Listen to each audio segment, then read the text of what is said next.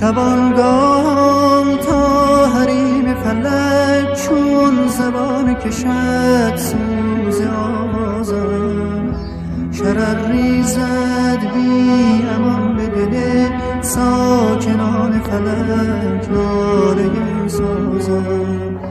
دل شیدا حلقه را شکند تا براید و راه سفر گیرد، مگر یک دم گرم و شعله فشان تا به بام جهان بال و پر گیرد.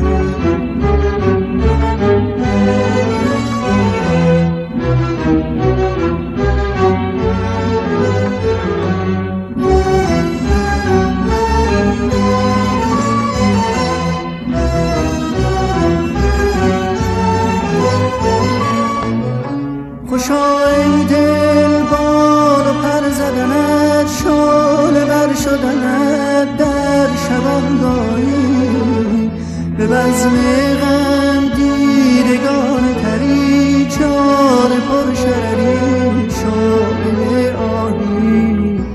بیا ساقی تا به دست طلب گیرم از کف تو جام پی در پی، به داد دل ای قرار دلم نوبهار دلم میرسی پس که چون ابر نوبهارم من، به دل شور گریه دارم من، میتوانم آیا ندارم من.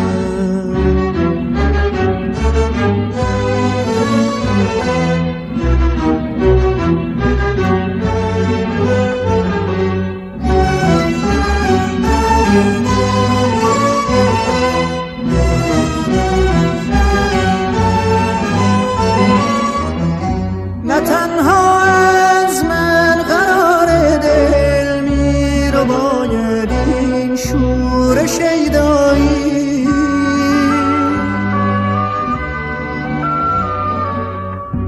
جهانی را دیدم یک سر، دیدم یک سر غرق دریای ناشکیبایی.